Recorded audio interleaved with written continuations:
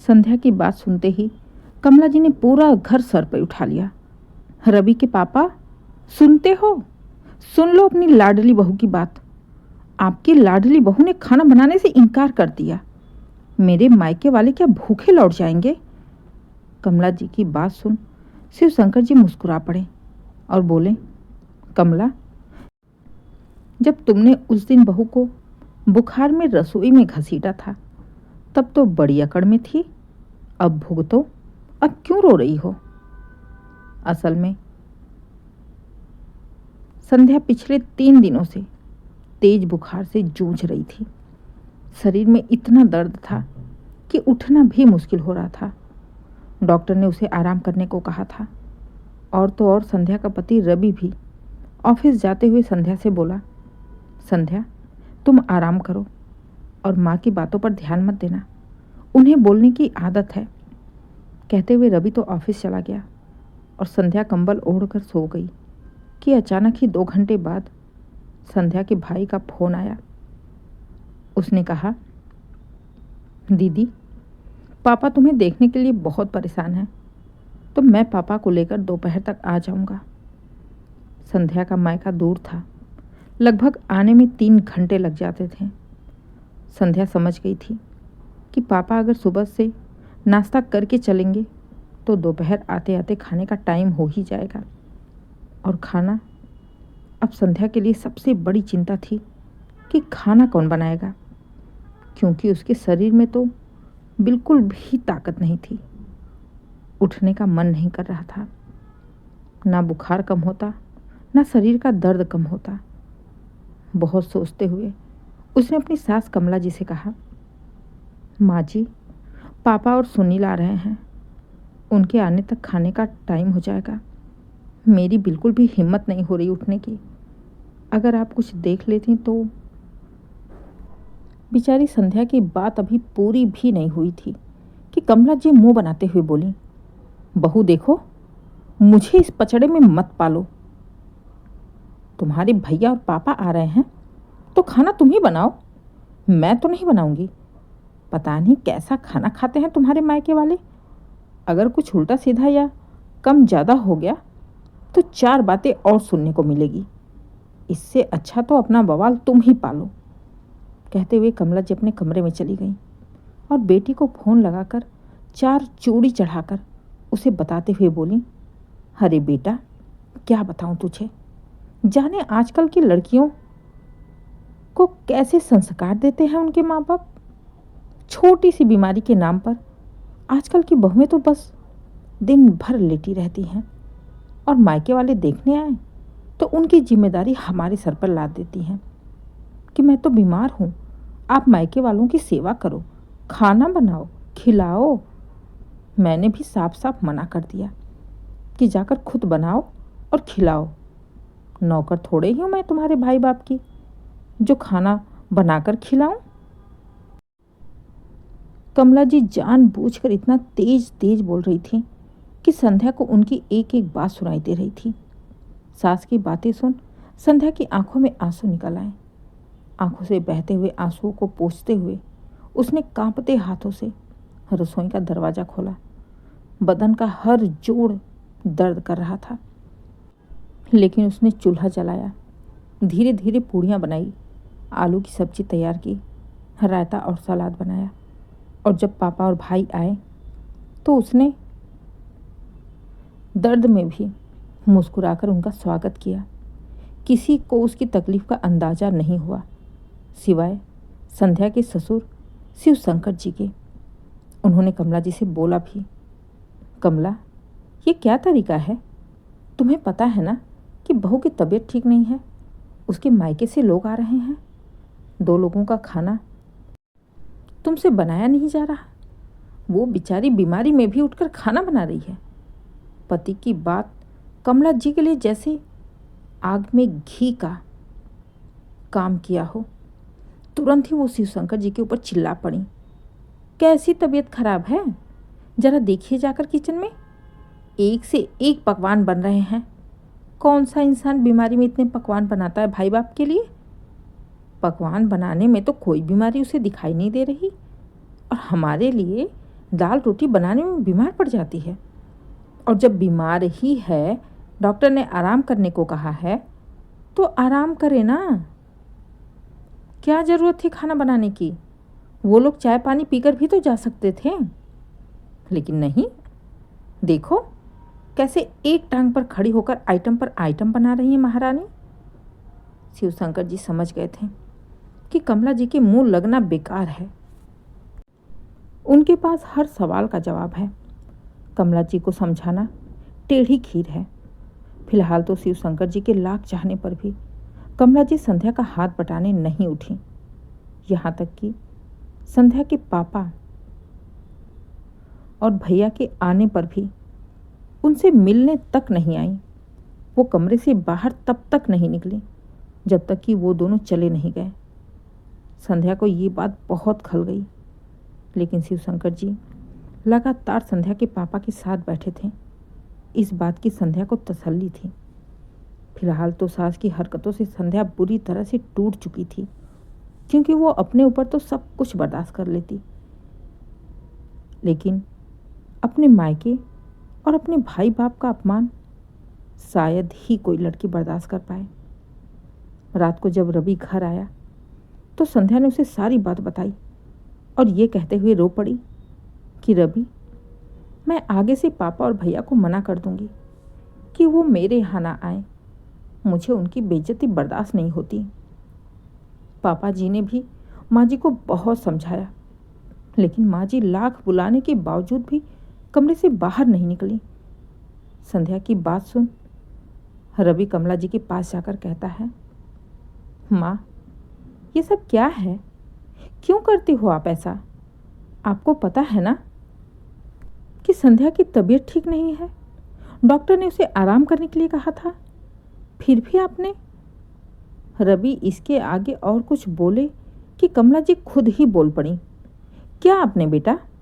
हाँ, क्या आपने? आ गया तू भी बीबी की बातें सुनकर? तेरे पापा कम है क्या जो तू भी आ गया उसका पक्ष लेकर? अरे, जब डॉक्टर ने उसे मना किया है काम करने को, तो किसने बोला काम करने को? आराम करती ना। क्या जरूरत थी खाना बनाने की? माँ की बात सुन रवि हैरानी से कहता है, माँ, ये कैसी बातें कर रही हो आप? वो मेहमान है हमारे। संध्या के पापा और भाई थे, इतनी दूर से आए थे, तो तुम्हारा फर्ज नहीं बनता कि घर के आए मेहमान को चाय पानी खाना पूछे? एक तो आपने संध्या की कोई मदद नहीं की, ऊपर से ये बेकार की बकवास कर रही हैं। अगर आपकी यही सोच रही तो कल को हमारे दरवाजे पर कोई भी नहीं आएगा। माँ, पैसे रुपए से ज़िंदगी नहीं कटती। ज़िंदगी कटती है इज्जत से, प्यार से, मान से, सम्मान से। और अगर तुम्हारी यही अकड़ रही तो कल को एक कुत्ता भी तुम्हारे दरवाजे पर नहीं आएगा। बेटे की बातें सुन कमला जी तुरंत पलटकर कहती हैं, बेटा, क्या हाथ बटाऊं मैं? तुम्हारी बीवी को तो बोलने की तमीज ही नहीं है। जरा सा बीमार क्या हुई कि उसके नखरे शुरू हो जाते हैं। हमारे जमाने में बहुएं बीमार होकर भी गाय भैंस तक संभालती थीं, और एक ये है बस नखरे। शिवशंकर जी की ही तरह कमला जी की बात सुन रवि भी हैरान रह गया। उसे भी अच्छी तरह से समझ में आ गया कि माँ को समझाना मुश्किल है, लेकिन संध्या के दिमाग में कुछ चल रहा था।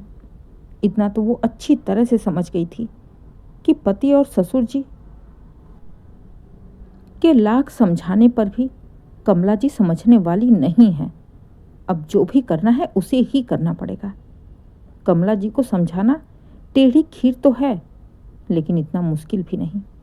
संध्या इतना तो समझ ही गई थी कि सास को सबक सिखाने के लिए उनकी तरह ही बनना पड़ेगा, उनके जैसा ही सोचना पड़ेगा।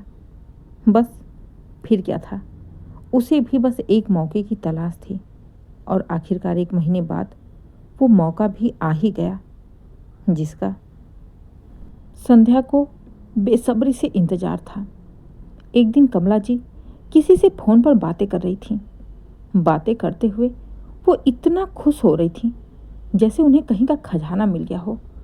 फोन रखते ही उन्होंने खुशी खुशी ऐलान किया, बहू, मेरे मायके से कल मेरा भाई, भाभी और भतीजी आ रही है। पहले ही बता रही हूँ, बढ़िया खाना बनना चाहिए कल। दही बड़े, पूड़ी, पनीर, गुलाब जामुन, सब कुछ चाहिए मुझे। कमला जी की बात सुन संध्या ने मुस्कुराते हुए कहा, माफ कीजिए माँ जी, पता नहीं कैसा खाना खाते हैं आपके मायके वाले। अगर मैं खाना बनाऊं और कुछ ऊपर नीचे या कम ज़्यादा हो गया तो फालतू में 4 बातें सुनने को मिलेगी। इससे तो अच्छा है कि अपने मायके वालों की पसंद का खाना आप ही बनाएं। मेरे बस की तो बात नहीं है, मैं तो नहीं बनाऊंगी। अपना बवाल आप ही पालिए। कहते हुए संध्या अपने कमरे में जाने लगी। बहू की बात सुन कमला जी को जैसे करंट लगा हो। गुस्से में चिल्लाते हुए बोली, क्या कहा तुमने? बहू, तुम्हारा दिमाग तो ठीक है, पागल तो नहीं हो गई ना? ये कैसी बदतमीज भरी बातें कर रही हो? बात करने की तमीज नहीं है? ये क्या बकवास है? माँ जी, मैंने कोई बदतमीज वाली बातें नहीं की और ना ही कोई बकवास कर रही। मैं तो बस वही कह रही जो आपने मुझसे कहा था जब मैं बीमार थी और मेरे मायके वाले आ रहे थे। बस इतना सुनते ही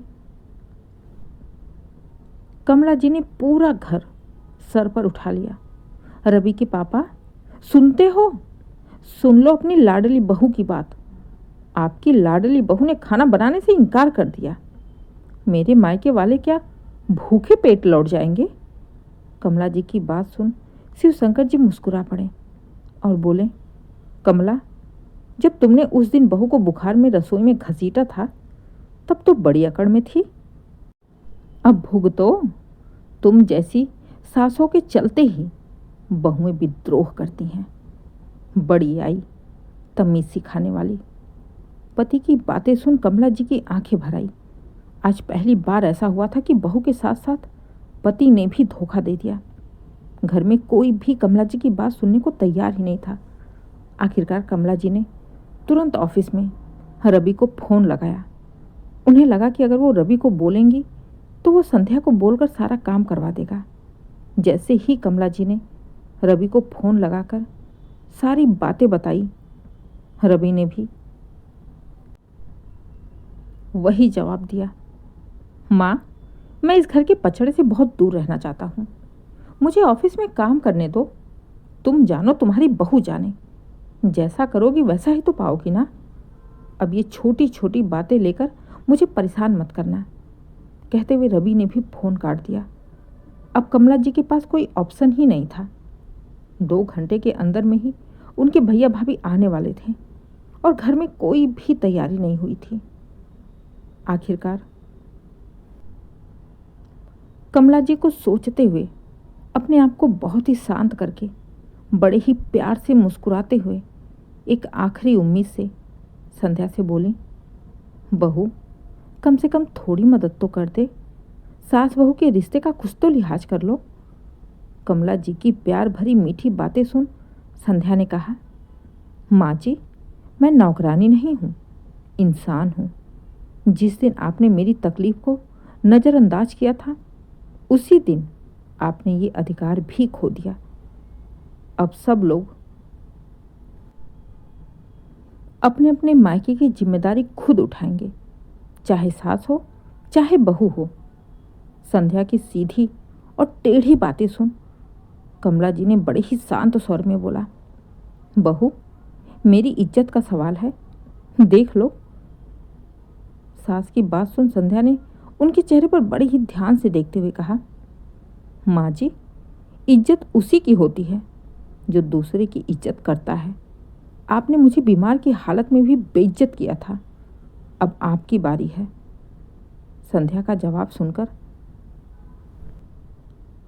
कमला जी इतना तो समझ गई थी कि चाहे कुछ भी हो जाए बहू उनकी एक नहीं सुनने वाली है और टाइम भी कम है, इसलिए अभी तो मैं खाना बना लेती हूँ, शाम को फिर इस घर में फैसला होकर रहेगा। कहते हुए कमला जी किचन में जाकर खाने की तैयारी करने लगी कि तभी आधे घंटे में ही उनके भैया और भाभी भी आ गए।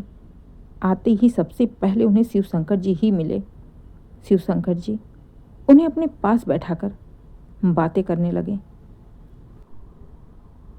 और बातों ही बातों में उन्होंने घर की सारी बातें बताते हुए कहा, भाई साहब, आज बहू ने हाथ खड़े कर दिए हैं। आज आपकी बहन किचन में लगी है। देखते हैं कब तक खाने को मिलता है। इधर कमला जी को जैसे ही पता चला कि उनके भैया भाभी आ गए हैं, वो फटाफट चाय चढ़ाकर उसमें अदरक, चाय पत्ती, इलायची सब कुछ डालकर उनके पास आकर बैठ गई और थोड़ी देर बाद ही अंदाजे से उठकर गई कि अब तक तो चाय पक गई होगी। कमला जी जैसे ही चाय लेकर आईं, चाय पीते ही सबका मुंह देखने लायक था। चाय तो अच्छी थी, लेकिन चाय में चीनी ही नहीं थी। शायद जल्दबाजी के चक्कर में कमला जी चीनी डालना ही भूल गई थी। तो कमला जी के भाई ने कहा, कमला दीदी, ये क्या बनाया है? चाय में चीनी कहाँ है? भाई, मुझे शुगर नहीं है, कम से कम चीनी तो डाल देती। भाई की बात सुन शिवशंकर जी हंस पड़े। तो कमला जी को अपनी बड़ी बेइज्जती महसूस हुई। उन्होंने बनावटी हंसी हंसते हुए बोला, अरे वो क्या है ना भैया, आज बस थोड़ा गड़बड़ हो गया। सारा काम मुझे अकेले ही करना पड़ रहा है। जल्दबाजी के चक्कर में लग रहा है चीनी डालना ही भूल गई। अब इस उम्र में इतना काम कहाँ होता है। ऊपर से बहू ने भी हाथ नहीं बटाया। कमला जी की बात सुन उनके भैया ने कहा, कमला दीदी, ऐसा क्या हो गया कि बहू ने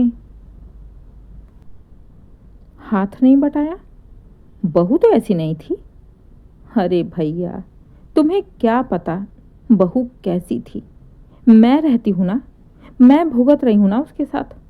मुझे पता है कि कैसी है। मेरी तो जिंदगी ही बर्बाद हो गई ऐसी बहू पाकर। कमला जी की बात सुन शिवशंकर जी कुछ कहने वाले थे कि तभी उनके भाई ने शिवशंकर जी का हाथ दबाकर उन्हें रोकते हुए बोला, कमला दीदी, गलत बहू नहीं, गलत तुमने किया है। तुमने उसकी बीमारी में जो किया है वही लौट के आया है। आज जब बात खुद के मायके वालों पर आ गई, खुद की इज्जत पर आ गई, तो समझ में आ रहा है ना कि तकलीफ क्या होती है, इज्जत क्या होती है, मान सम्मान क्या होता है।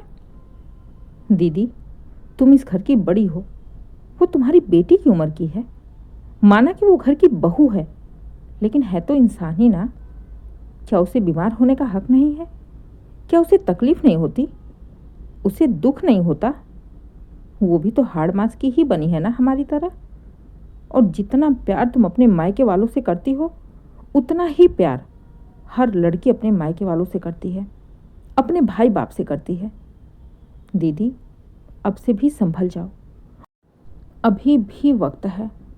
तुम्हारी इन्हीं हरकतों की वजह से जीजा जी से भी तुम्हारी नहीं बनती, तुम्हारे खुद के बेटे से तुम्हारी नहीं बनती।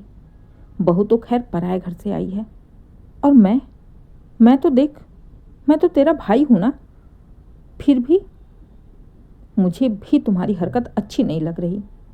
दीदी, क्यों बुढ़ापे में बहू से दुश्मनी मोल ले रही हो?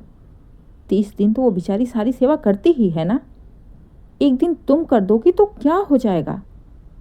कमला जी के साथ ऐसा पहली बार हुआ कि वो चुपचाप अपने भाई की सारी बातें सुनती रहीं। जिस गलती का एहसास उन्हें शिवशंकर जी नहीं करा पाए, रवि नहीं करा पाया, संध्या भी नहीं करा पाई, उस गलती का एहसास उनके भाई ने बखूबी करा दिया था। अब जाकर कमला जी को अपनी गलती का एहसास हुआ। अब उनकी आंखों में पहली बार पछतावा था। उन्होंने धीरे से कहा, भैया, शायद तुम सही कह रहे हो, गलती मेरी ही है। अगर मैं उस दिन बहू को मना नहीं करती, उसके भाई बाप को खाना खिला दी होती, तो शायद मुझे आज इस तरह सबके सामने बेइज्जत नहीं होना पड़ता। कहते हुए कमला जी संध्या को अपने पास बुलाकर सबके सामने कहती हैं, बहू, शायद तू सही थी। मैंने तेरी हालत नहीं समझी, तुम्हारी तकलीफ नहीं समझी, तुम्हारी बीमारी को नाटक बताया। लेकिन कहते हैं ना कि जब तक सामने वाले पर जो बीत रही है वो खुद के ऊपर ना बीते, तब तक उसके दुख दर्द समझ में नहीं आते। आज मुझे भी तुम्हारी तरह अपने मायके वालों के लिए बुरा लग रहा है। इतनी दूर से मेरा भाई आया और खाना बनाने की आदत छूटने की वजह से जल्दीबाजी के चक्कर में मैंने बिना चीनी की चाय पिला दी। बहू, हो सके तो जो हुआ उसे भूल जाओ। सास हूं तुम्हारी, माफ़ी तो नहीं मांगूंगी, लेकिन हाँ, आइंदा से तुम्हें कभी भी दुख में तकलीफ में घर का कोई भी काम नहीं करना पड़ेगा। कहते हुए कमला जी चुप हो गई। पत्नी का बदला हुआ रूप देख शिव शंकर जी मुस्कुराते हुए संध्या को देखने लगे, जैसे मन ही मन बोल रहे हैं, अब आया उठ पहाड़ के नीचे, निकल गई ना सारी हेकड़ी। संध्या भी सबको देख मुस्कुरा पड़ी। फिर उसने कमला जी से कहा, माँ जी, मुझे आपको नीचा नहीं दिखाना था और ना ही मुझे आपसे ऊपर रहना है।